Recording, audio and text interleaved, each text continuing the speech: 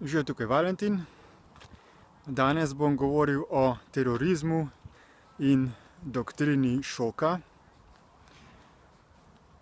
Pred nedavnim je bilo zelo aktualno v javnih medijih, kako naj bi se v Franciji zgodil nek teroristični napad, v katerem naj bi bilo nekaj ljudi ubitih.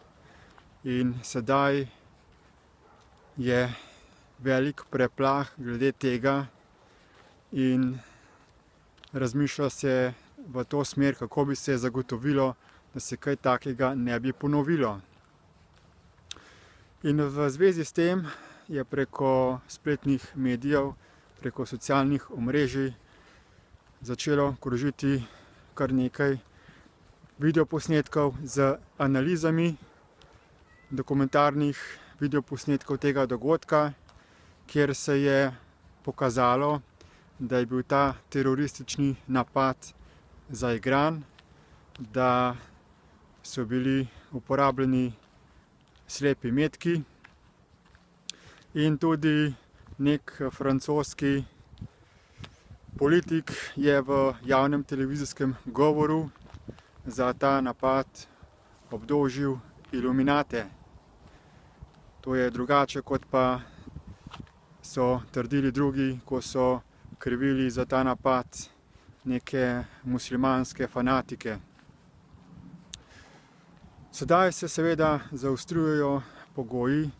Država gleda na to, kako bi vse večje varnostne ukrepe vpeljala, in to gre seveda na račun kratenja svoboščin državljanov, da se poveča varnost, razni pregledi, da se ljudi vse bolj nadzoruje.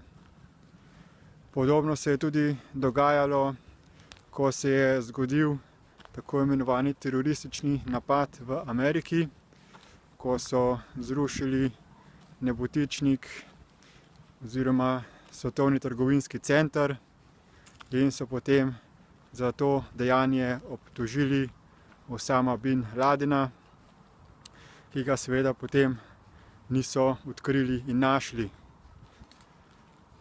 Skratka, glede teh raznih velikih nesreč, katastrof, napadov, ki se zgodijo in potem medijsko odmevajo, imajo največjo korist vladajoča stranka, vladajoča elita, ki potem na ta račun vse bolj okrepi svojo vlado in omeji pravice državljanov.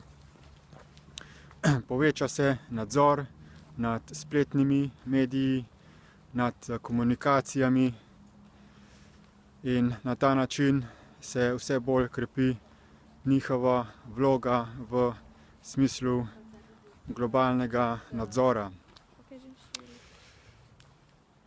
Pomembno je torej, da raziščemo, kaj je dejansko vzrok za take dogodke, kdo ima od tega koristi, in da se ne pustimo manipulacijam preko javnih medijev, ki so večinoma odkupljeni oziroma pod nadzorom vladajočih ljudi, da ne glede na to, kaj vidimo v medijih, da ostanemo čustveno stabilni, da ne reagiramo, da se ne ustrašimo. Ker ljudje, ta vladajoča elita, izvaja krepitev svoje moči na osnovi doktrine šoka. Torej, namenoma se inscenira nek napad, naredi se naprej problem, povzroči se problem in potem se oni ponudijo kot odrešitelj, kot rešitev tega problema. Na ta način je najlažje uveljaviti svoje načrte, prodati svoje rešitve, da naprej narediš problem, potem pa ponudiš rešitev. Podobno kot bi bil recimo jaz ključavničar in bi želel prodati neka draga varnostna vrata ali varnostni sistem in podkupim nekaj ljudi, da vdrejo v stanovanje, v nekaj stanovanj in potem pride ta novica v medije in ljudi je strah, kaj je zdaj, roparji so v bližini.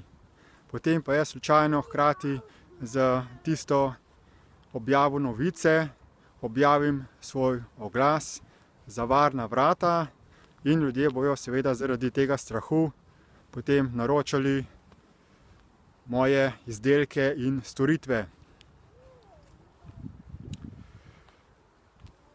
Ni res, da so teroristi tako nasilni in zlobni, kot se jih prikazuje v medijih.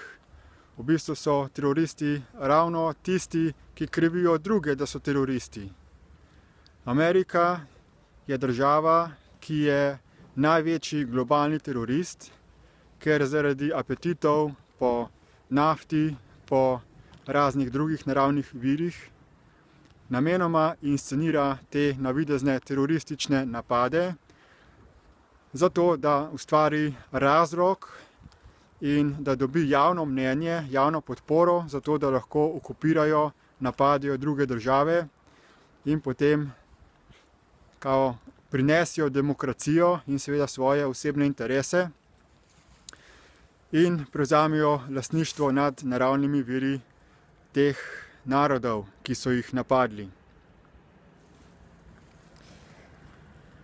Kaj je rešitev zdaj tega?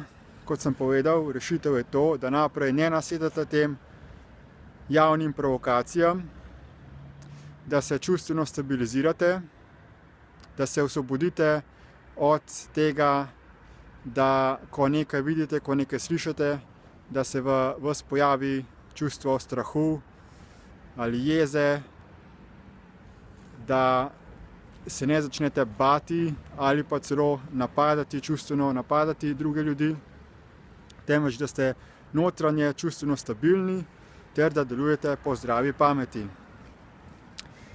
Glede tega, za dosego notranje čustvene energetske stabilnosti zelo priporočam brezplačni uvodni spletni tečaj DIP Light, zato da bomo dolgoročno prenehali z takšnimi terorističnimi manipulacijami in doktrinami šoka, da bomo lahko vsi na tem svetu živeli v harmoniji in izobilju, pa predlagam, da proučite politični predlog zagotovljenega življenjskega dohodka.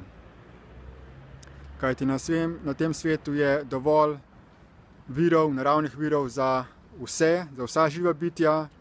Edino, kar moramo storiti, je to, da uzakonimo določen sistem, za katerim se bo to brezpogojno doseglo.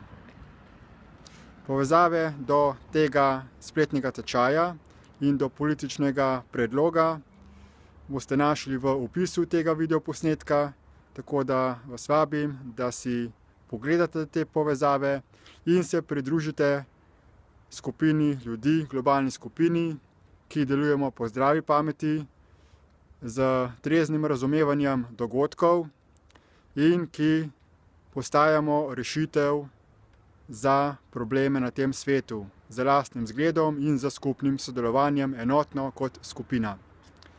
Hvala lepa za posluh in nasvidenje.